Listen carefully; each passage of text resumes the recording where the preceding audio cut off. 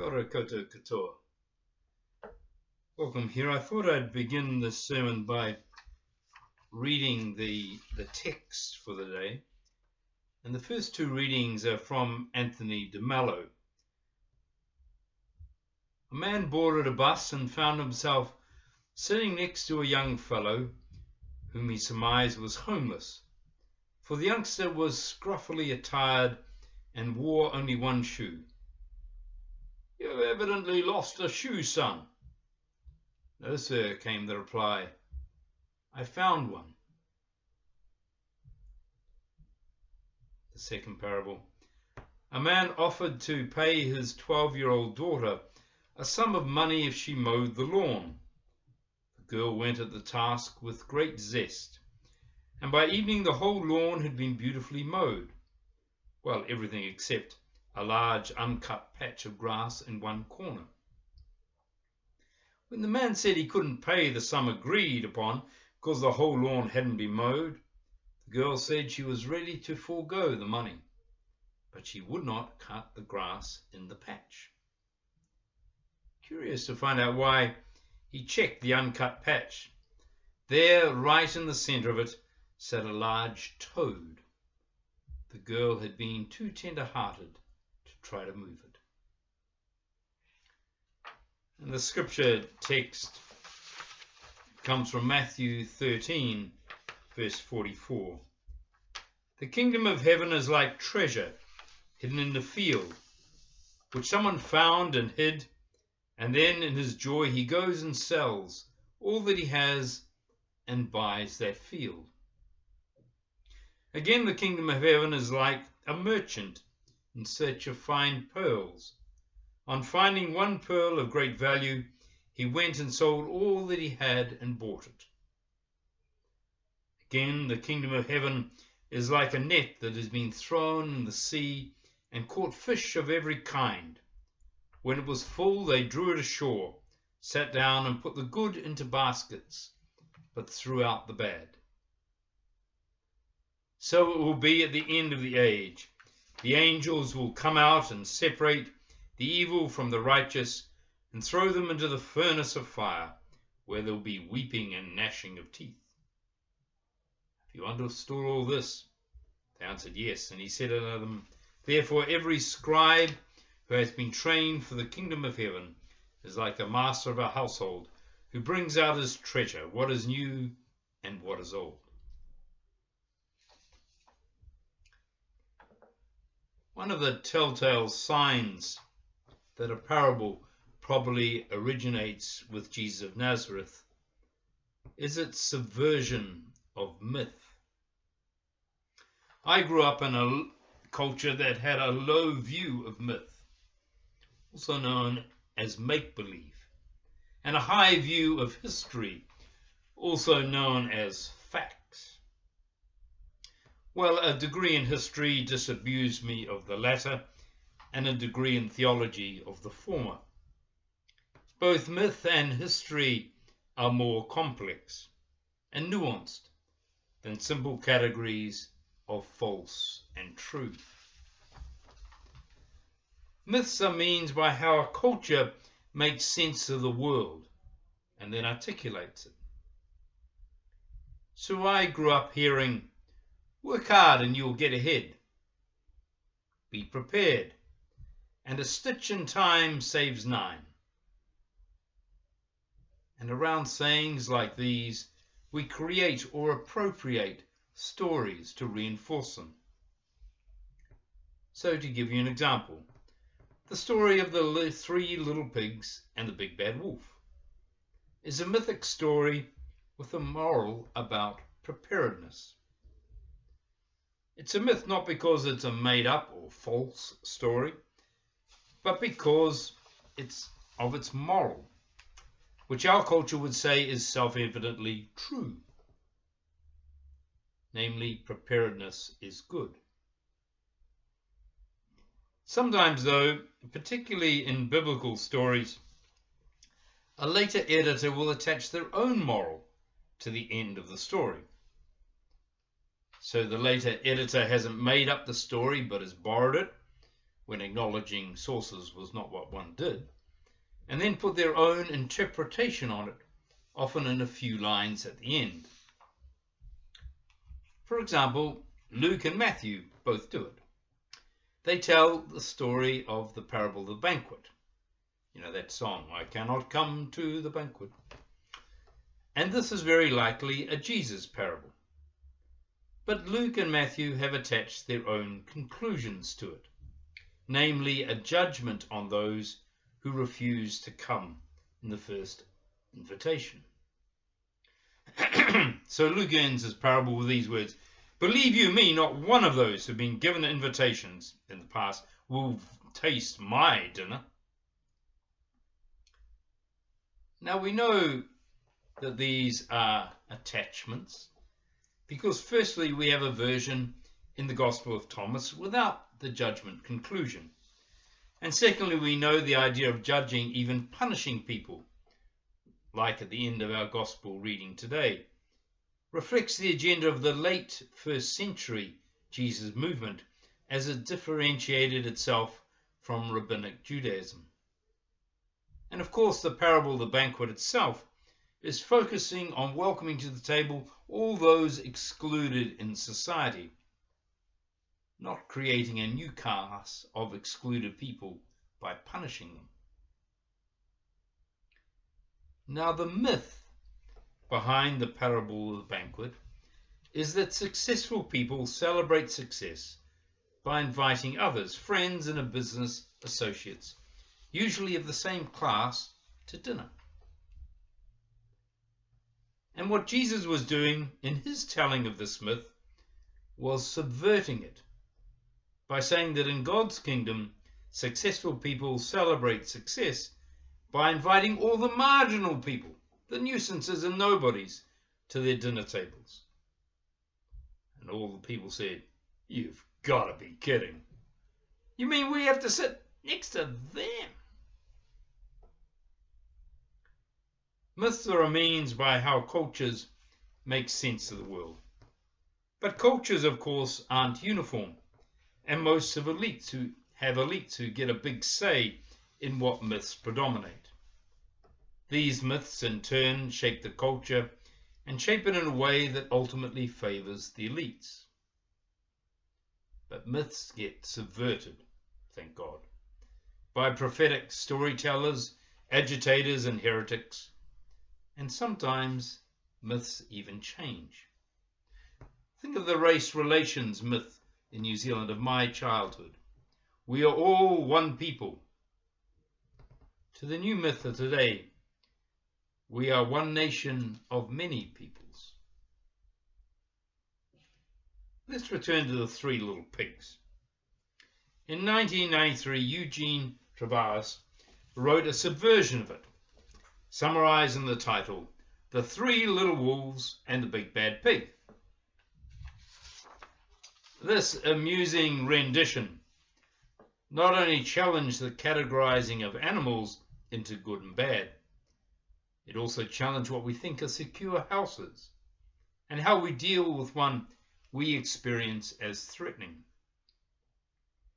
To spoil the ending for you, the last house was made of flowers that transformed the pig from threat to friend.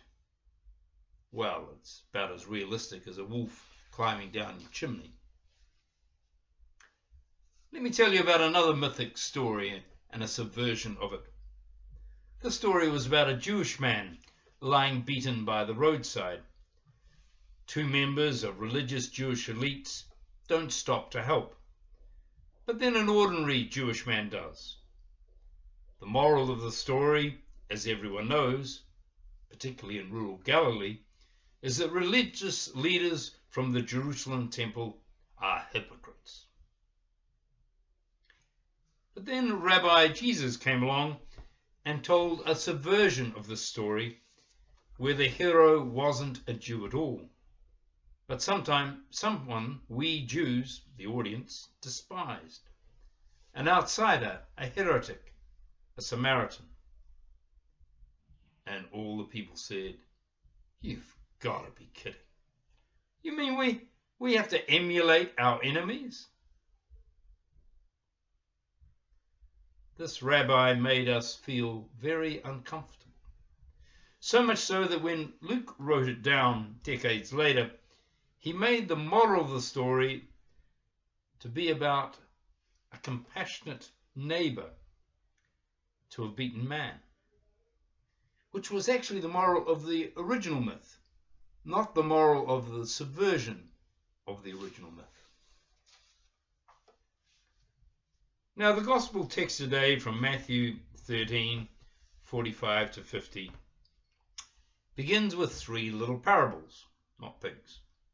One about a treasure in a field, one about a merchant and a pearl, and one about fish and a net. They read at first glance as little nuggets of common sense wisdom.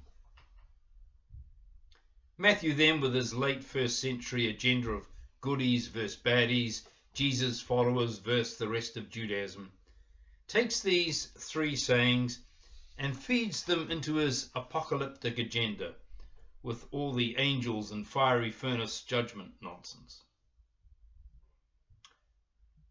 So forget the judgment stuff. Let's just stick with the parables.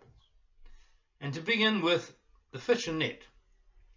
And here's a version from the Gospel of Thomas. The wise fisherman cast his net into the sea and drew it up from the sea full of small fish.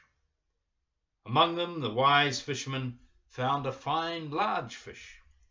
He threw all the small fish back into the sea and chose the large fish without difficulty. This is simply an old wisdom saying based on the common sense of fisherfolk, motivated by need, not greed, finding the big good fish and putting the small fish back so that future anglers will have a food source. In the Thomas tradition, the wise fisherman is the enlightened person who discovers the true value of Jesus' words among all the distractions of the little fish, Jesus being the big fish. In the non-ecologically minded Matthew tradition, the big fish is the truth of Jesus, and the little fish are not only bad words, ideas, they are bad people and need to be disposed of, hence the fiery furnace, also not ecologically friendly. In terms of myth, neither Thomas nor Matthew have a subversive vegan element in the story that questions the mythic common sense of catching fish. And therefore the consensus of scholars is that the parable likely did not originate with Jesus. This is not so for the parables of the treasure and the field and the merchant and the pearl. They sheet home to the historical Jesus. Heaven's imperial rule is like treasure hidden in a field. When someone finds it, that person covers it up again and out of sheer joy goes and sells every last possession and buys that field. The mythic framework causes no alarm. There's no noxious mustard or unclean leaven here. Just treasure hidden in a field, which was not an uncommon first century banking practice. And the myth, as articulated in the book of Proverbs, is about diligently searching before being rewarded with a find. Good common sense wisdom, seek and ye shall find stuff. But there is a problem in the story that Matthew and even some modern day commentators choose to overlook or justify. I'm talking about who owns that field, and therefore who owns the treasure. The person who found the treasure did not own the field. Finders keepers, losers weepers? Yeah, sure, poachers love that saying. First century legal opinion said, find a coin on a public road? Sure, keep it. But find coins on someone else's land? The hidden treasure, which as in the myth should be a reward for good deeds, seduces the man in his euphoric joy into a course of action that has an immoral outcome. He steals someone else's property. So it's a parable subverting the seeking treasure myth. And its message is a warning. Be careful about what treasure you are seeking and the means you are using to acquire it. The acquiring of riches is not all it's made out to be, even what you imagine as spiritual riches. How you get to those riches may tell you a lot about what true wealth is and what it is not. The two little Anthony de Mello parables today are also on this theme of what is wealth. The one shoeless man is grateful for finding the one shoe, while his companion on the bus imagines that he's suffering the loss of a shoe. It's a message about attitude and gratitude and contentment. Something the treasure hunter in Matthew might have profited from. The other de Mello parable is subversive of the myth about doing a good, thorough job and then receiving reward payment for it. Its message is that kindness and compassion are more important than either the monetary reward or the approval of their father and employer. The last Matthean parable today is also subversive of the treasure-seeking myth. Again, the kingdom of heaven is like a merchant in search of fine pearls, who on finding one pearl of great value went and sold all that he had and bought it. The myth behind the story is about total dedication or sacrifice to gain what you really want, the pearl of great price. Merchant was a class of the wealthy, and therefore he had a lot to give up. And Matthew, Thomas, and many modern commentators concur with this myth and interpret the story as giving up false riches. True riches are spiritual. False ideas and ideologies in order to follow the truth of Jesus. But, again, there is a problem here. The merchant has sold all. All is not hyperbole. So he has now no means to live. He's broke. And there is no government benefit. If to buy the pearl he sold off all his capital, he will again have to sell the pearl, or else he'll be destitute. Thus the thing of value, the pearl, has no ultimate value. So the message of this merchant and pearl parable is subversive. It says that ultimately the kingdom of God is of no value. What you give up all to possess has no monetary value. And if you treat the whole parable as allegory about spiritual riches, the same holds true. You gave up privileges and pastimes to gain a spiritual wealth that has no bargaining value. It can't be traded for spiritual rewards. It can't get you a favored seat in an off-the-planet afterlife. It won't make you an influencer with God. And all the people said, "You've got to be kidding? You mean there's nothing in it for me?" The kingdom, the dream of Jesus, is about love, compassionate and hospitable. And love is more about giving up than gaining, more about loss than profit, more about including the dubious, the immoral, the failures, and those who care for them. Matthew made Jesus' kingdom into a myth of winners triumphing over losers.